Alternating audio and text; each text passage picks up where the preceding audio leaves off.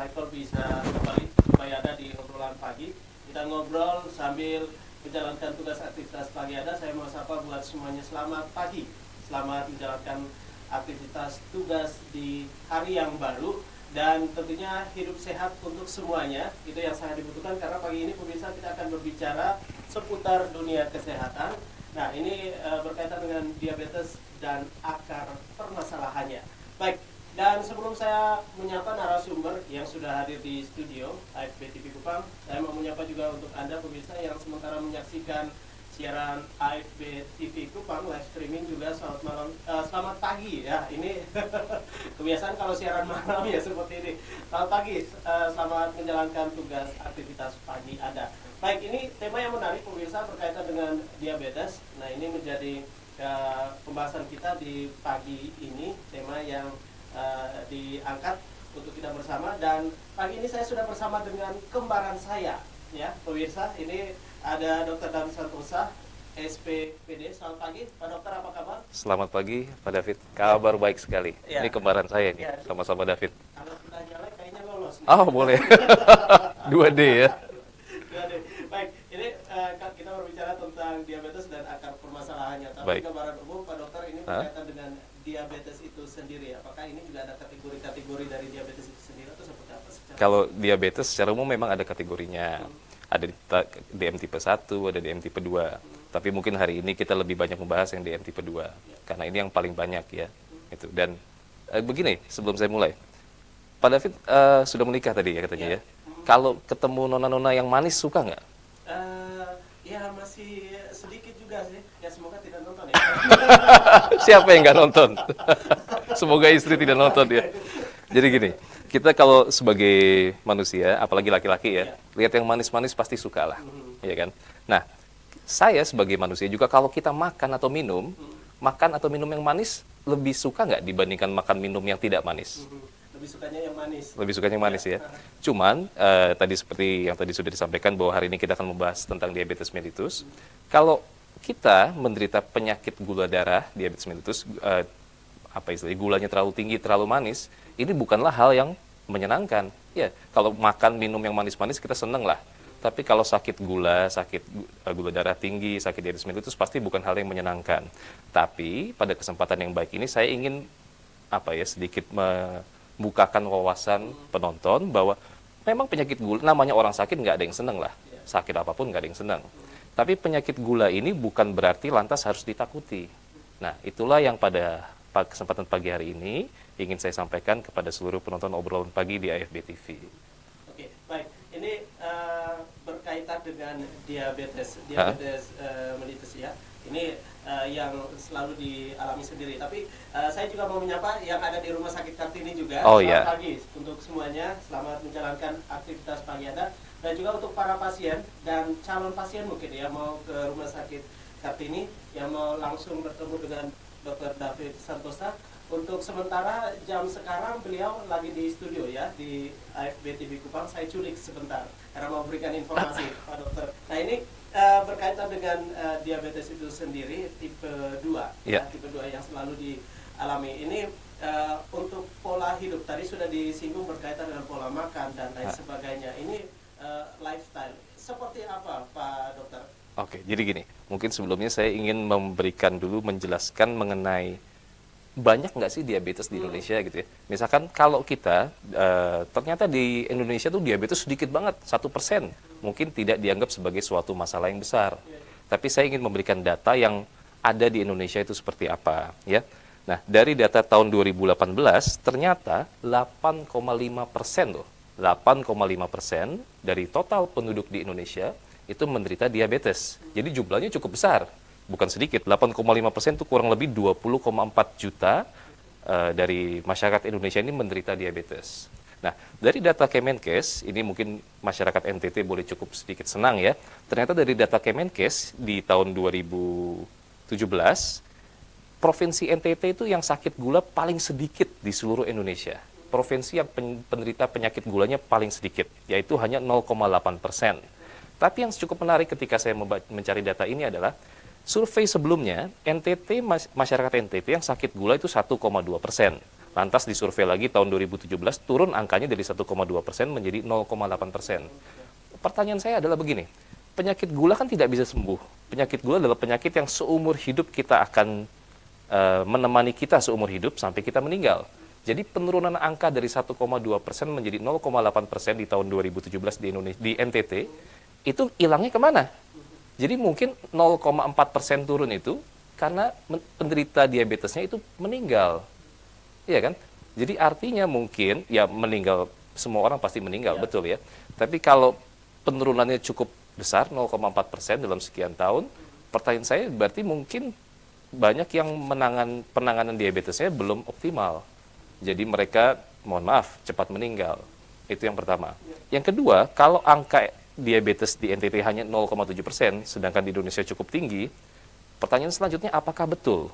Jadi yang saya khawatirkan, banyak teman-teman, mungkin termasuk penonton AFB TV tercinta, yang sebenarnya sakit gula darah, tapi belum sadar kalau dirinya sakit gula darah, sakit diabetes. Nah, pada kesempatan pagi ini juga, hari ini juga, saya ingin supaya penonton itu lebih waspada mengenai penyakit gula darah. Jadi kalau memang ada teman-teman termasuk golongan yang berisiko untuk penyakit gula darah, kalau bisa tolong segera untuk periksakan. Karena kalau penyakit gula darah terdeteksi lebih awal, penanganannya lebih mudah dibandingkan kalau sudah ketahuannya sudah terlambat, sudah timbul komplikasi macam-macam baru ketahuan, ya lebih sulit penanganannya dan hasil akhirnya pun lebih buruk. Kalau ketahuan pada saat awal, ngobatinnya masih lebih gampang dan hasil akhirnya lebih baik. Itu. Jadi yang ingin saya sampaikan mengenai data dulu. Nah, bagaimana? Silakan Pak Dodi. Melanjutkan dari yang tadi ini berkaitan juga dengan bagaimana itu soal pola hidup. Pola hidup. Oke, jadi gini, ini pertanyaan bagus banget nih. Ini pengalaman pribadi saya di Jakarta ya. Saya waktu itu ambil sekolah spesialis di Jakarta di UI. Waktu di RSCM ada salah satu pasien saya datang begini. Dia bilang begini, Pak dokter, saya ini 5 bersaudara. Bapak mama saya ini dua-dua sakit gula. Tapi kenapa dari 5 bersaudara hanya saya yang sakit gula? Padahal 5 bersaudara kan ayah ibunya sama. Waktu itu saya jawab begini, saya nggak tahu jawabannya Bu. Coba Ibu tanya aja sama Tuhan. Kenapa kok Ibu yang kena gitu kan? Sederhananya begitu. Tapi kalau kita mau telah lebih lanjut, memang salah satu faktor yang berpengaruh terhadap timbulnya penyakit gula darah adalah faktor gaya hidup. Nah, kita zaman sekarang kan ingin semua yang serba instan. Tadi saya sudah bilang ya, kalau disuruh makan minum yang manis dibandingkan makan minum yang sehat-sehat yang tidak terlalu manis, pasti kebanyakan orang pilih yang enak. Dan manis tuh enak kan? Nah, ini pola hidup yang tidak betul. Dan apalagi zaman sekarang, misalkan kita sudah sibuk, terus kurang olahraga, ditambah makan yang tidak benar, ujung-ujungnya kira-kira berat badannya gimana, Pak David?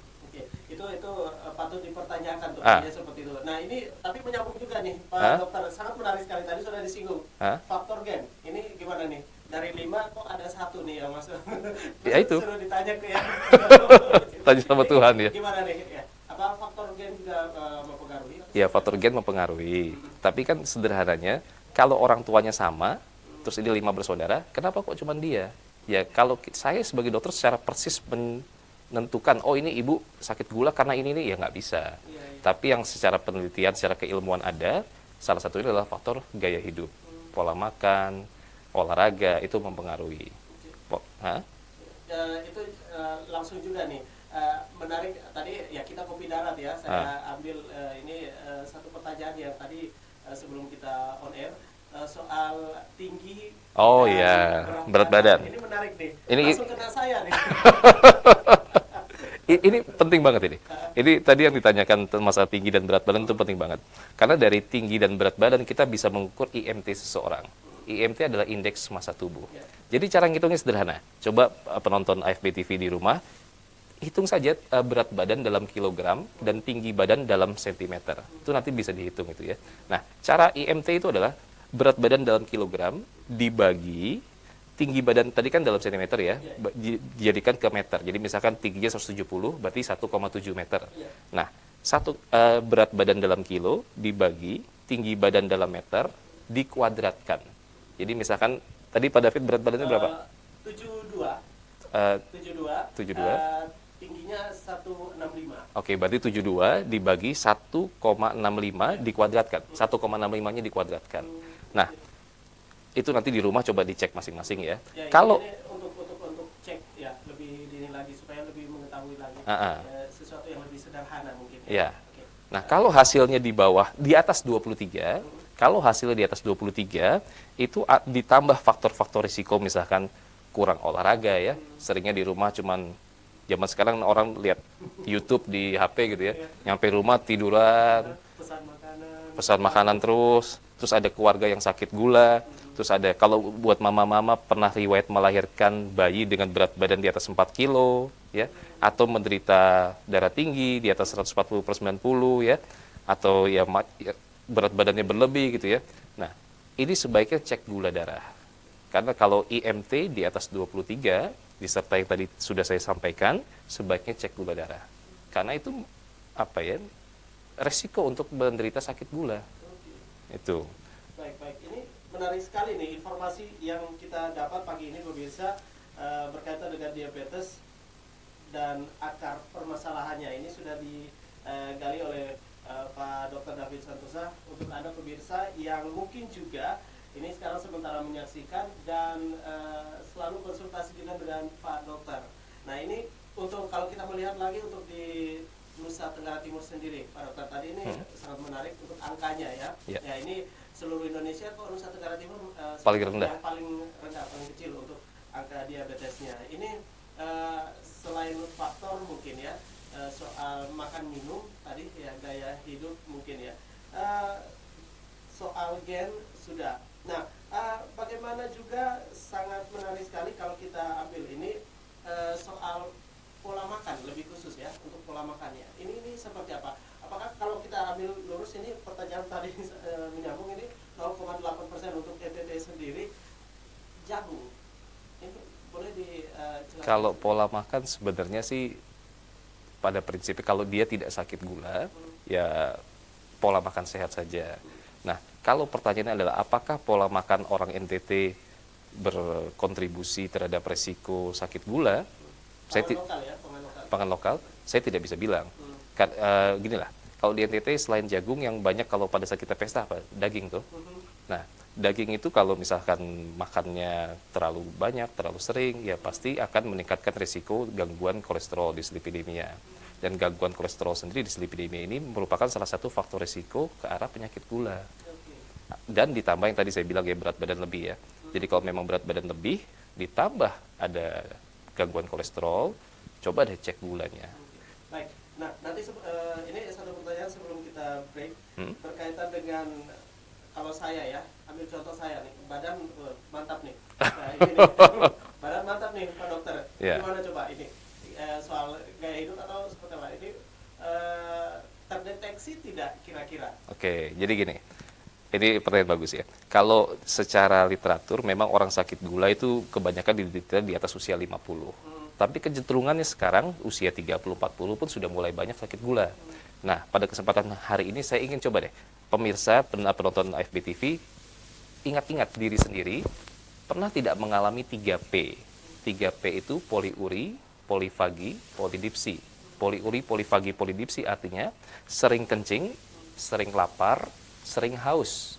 Jika ada 3P, poliuri, polifagi, polidipsi, sering kencing, sering lapar, sering haus, disertai penurunan berat badan yang tidak diinginkan, jadi lain halnya kalau orangnya memang mau turunkan berat badan ya, 3P disertai penurunan berat badan, sebaiknya periksa gula, datang ke rumah sakit untuk periksa gulanya. Ya. Oke, baik Pak Dokter, ini menarik juga untuk penyakit diabetes ini sendiri. Ini yang lebih dominan atau lebih banyak yang memang Pak Dokter setiap hari ini menangani lebih banyak laki-laki atau perempuan. Nah, jangan dijawab dulu Pak Dokter. Setelah break ya? Oke, sip. Oke, untuk Anda pemirsa, nanti kami kembali lagi. Jangan kemana-mana, tetap di obrolan pagi, diabetes dan akar permasalahannya.